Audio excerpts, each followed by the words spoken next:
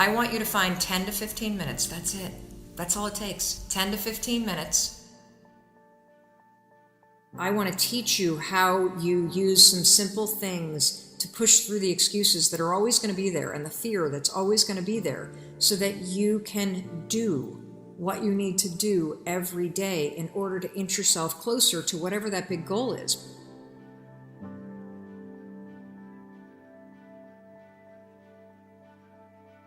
How you start your morning determines how your day goes. That's right. How your morning starts determines how your day goes. There's so much research about productivity and happiness, and so many of you are focused on, what do I need to do? What do I need to do? How do I get more stuff done? And you get busier and busier and busier. And I want you to understand something.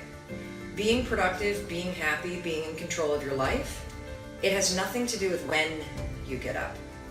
It has everything to do with how you get up.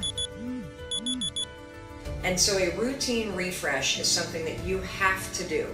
You have to do it because you must have a morning routine. If you don't have a morning routine, your entire day will get hijacked. If you don't have a morning routine, you're going to wake up behind, you're going to wake up stressed out, you're going to wake up and make a major mistake, which is you're going to let the world come into your brain and set your priorities before you even put yourself first. And so a routine refresh is critical. Refresh your routine. Why is this important? Because there is so much science that talks about the power of your morning routine. And there's also so much noise out there about the morning routine. But all of the articles out there tend to be written by guys that have 2.5 hours before work starts to somehow drink mushroom tea and meditate and go to yoga and exercise and drink bulletproof coffee and sit in an infrared sauna. And I don't know what planet these people live on, but they clearly don't have children or a job they need to get to at 8 o'clock in the morning. I'm being realistic. I'm being realistic about the fact that you need a morning routine, but you need one that works for you. You see, I had a morning routine that used to take me 30 to 40 minutes last year when I had more time. I've had a morning routine that took an hour when I had time and the ability to go for a jog in the morning. I'd incorporate that in the morning routine. My morning routine, 10 minutes long. That's it. It's 10 minutes long because that's what works for me in this season of my life. And so I am inviting you to do a routine refresh, where I'm going to walk you through the science of a morning routine. I'm going to take you step by step in this guide through how you should be thinking about the components of what you want to do every morning in your morning routine. And I am also begging you to customize it so that it works for you. Because the truth is, if it doesn't work for where you are in your life right now, you're not going to do it. And the most effective morning routine is the one that you actually do every morning. I've got a question from Diego, and this is going to relate back to your morning routine. From Diego, I have a dream of opening my own restaurant, but I'm terrified to start. How many of you have ever thought about opening up a restaurant or starting a small business or having some kind of side hustle? It doesn't have to be a restaurant.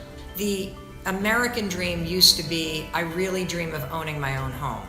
Do you know what the American dream is now for the majority of people? It's, I want to own my own business. And so whether you're interested in launching a restaurant or you would love to have a business of any size, shape, or form in any vertical that you can think of, this is a question that you need to pay attention to, okay? Because I know this is also impacting you. I'm terrified to start. I know I have the potential to be really successful, but I just can't get myself to actually do something about it. You know, sometimes when the dream is so big, the fact that it's so big becomes paralyzing because you think about where you are right now and you think, holy cow, that thing that I really want? I don't even, how do you even start when the dream is so big? So here's what we're going to do today. We're going to shrink it down. I don't want you to think about opening a restaurant. I don't want you to think about launching that business, because that's something that will happen a year from now. What I want you to think about is I want you to shrink your thinking. I want you to think about researching a restaurant. I want you to think about preparing to launch a restaurant. I want you to think about learning about launching a restaurant. Do you see how just saying, I want to learn about launching a restaurant changes how you feel versus, I'm launching a restaurant, which feels so big. You're just in a phase where you're learning and researching this idea, which all of a sudden takes all the pressure off, doesn't it?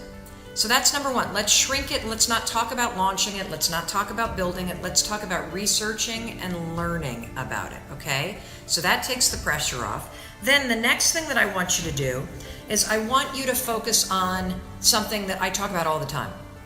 If you're researching and learning about launching a restaurant or a business, all I want you to do, I want you to find 10 to 15 minutes. That's it. That's all it takes. 10 to 15 minutes. And I want you to do one thing for 10 or 15 minutes a day that helps you learn or research about the idea of launching a restaurant. How many of you are starting to feel a little bit lighter? How many of you are starting to feel like, holy cow, thinking about it that way, I actually could get started today? Making this smaller and making it something that I'm learning about rather than doing and launching and that somehow thinking about it differently frees up the ability to get started.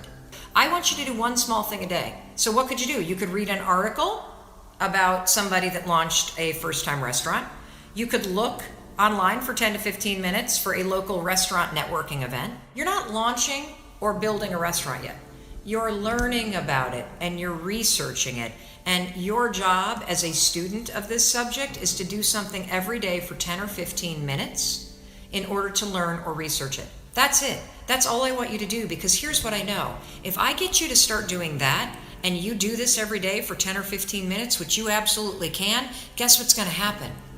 You're going to feel momentum. You're going to feel like you're working on it.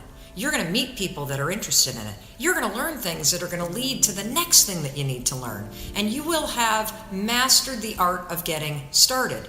And by doing something a little bit every day, you're also going to master the art of continuing to keep going. And from there, it'll snowball. I promise you. I promise you. As you meet people, the next thing you'll do would be to learn more from them. As you read and watch tutorials about people that have started restaurants, as you watch television programming about it, you're going to feel more inspired. You're going to start to see, I think I can do this. That's going to lead to the next thing. Trust me when I say it's all about the little progress you make every day. I want you to stop talking about launching it and building it, and I want you to shrink it back to I'm learning about it and researching it. That's number one. Number two, 10 to 15 minutes a day, you are a student of this subject. That's it. Get yourself a notebook where you keep all your notes. Get yourself organized like you would as a student, and find one thing you can do every single day that teaches you a little bit something about this subject that you're really interested in. And trust me, it'll all happen just by doing that. There will always be an excuse not to do the things you need to do, particularly the things that scare you. That you have to dream, you have to visualize, and we're going to talk about the science of visualization. It's easy to dream. It's really hard to do. And I want to teach you how you use some simple things to push through the excuses that are always going to be there and the fear that's always going to be there, so that you can do what you need to do every day in order to inch yourself closer to whatever that big goal is. What I want you to do is I want you to use a science-backed tool called visualization to your advantage. There's hard science around visualization, but I've noticed that most people only explain 50% of what you're supposed to do.